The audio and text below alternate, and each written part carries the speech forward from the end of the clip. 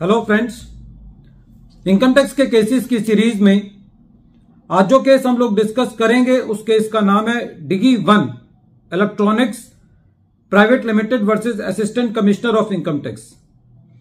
ये case 458 ITR page number 478 पर report हुआ। मैटर बॉम्बे हाई कोर्ट ने डिसाइड किया और इस केस का जजमेंट 8 मार्च 2023 को आया। इस केस के अंदर एसएससी ने सेक्शन 148 के नोटिस के अगेंस्ट बॉम्बे हाई कोर्ट के अंदर रिट दायर करी।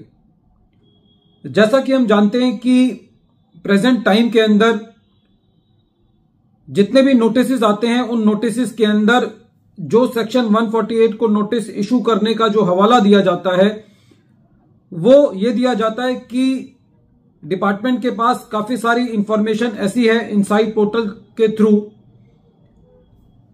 वेरिफिकेशन मॉड्यूल के तहत और हाई रिस्क ट्रांजैक्शन केसेस के तहत, जिसके बेसिस पर डिपार्टमेंट आपको नोटिस इशू कर रहा है। जो पुरानी रिजीम थी सेक्शन 148 की, उसके अंदर रीजन टू बिलीव का कंसेप्ट था, जिसको रिप्लेस करके कहीं ना कहीं रीजन टू सस्पेक्ट की कैटेगरी में डाला गया है।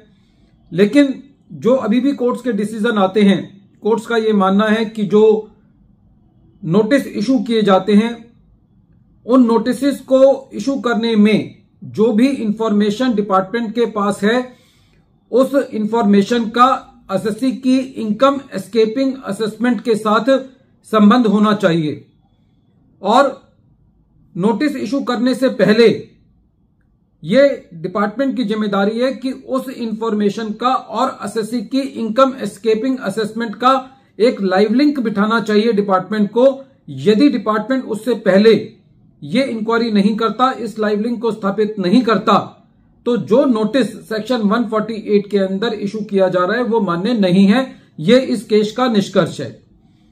इस केस के अंदर जो एसएससी को रीजंस दिए गए सेक्शन 148 का नोटिस इशू करने के लिए, उसके अंदर यह कहा गया कि जो अकाउंट बैलेंस है या जो रिपोर्टिंग पीरियड के एंड में जो वैल्यू है वो 103 करोड़ रुपए की है, जिसको डिपार्टमेंट ने वेरीफाई करना है।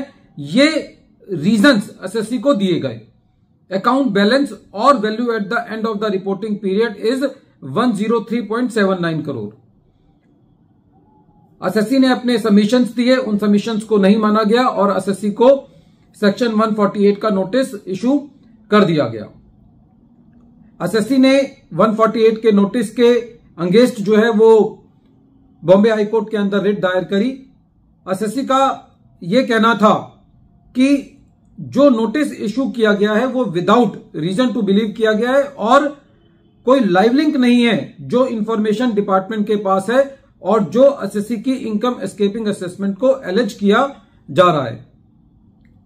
इसके जवाब में जब डिपार्टमेंट ने अपना एफिडेविट दायर किया बॉम्बे हाई कोर्ट में, तो उसके अंदर यह कहा कि ये जो ट्रांजैक्शंस हैं ये कैश क्रेडिट और सब्सिक्वेंट डेबिट्स को रिप्रेजेंट करती है।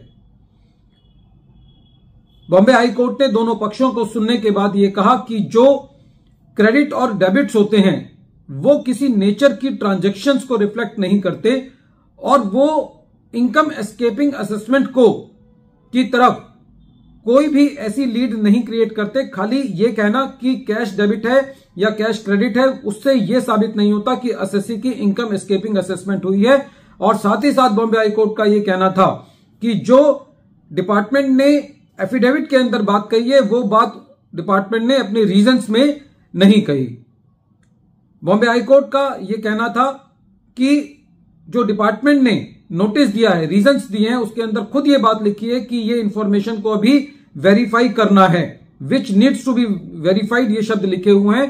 तो खाली इस इंफॉर्मेशन के बिहाफ पर डिपार्टमेंट को फर्दर इंक्वायरी करने का कोई ग्राउंड नहीं है।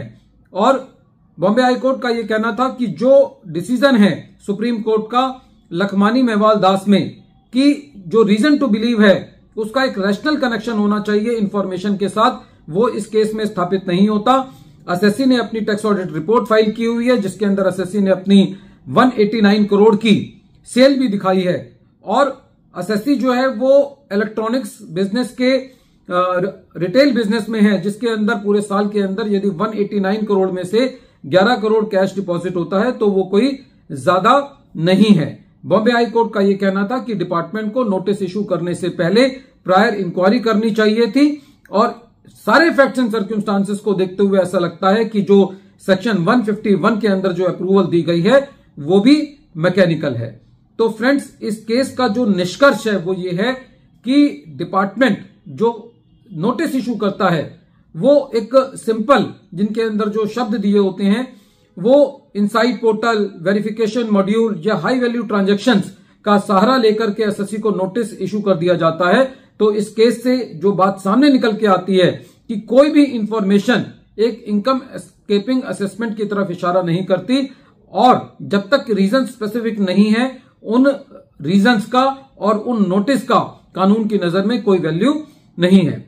वीडियो के अंत में एक बार फिर मैं केस का नाम रिपीट कर रहा हूं। केस का नाम है Digi one electronics private limited versus assistant commissioner of income tax, और ये केस 458 ITR पेज नंबर 478 पर रिपोर्ट हुआ। मैटर बॉम्बे हाई कोर्ट ने डिसाइड किया और इस केस का जजमेंट 8 मार्च 2023 को आया। Thank you friends.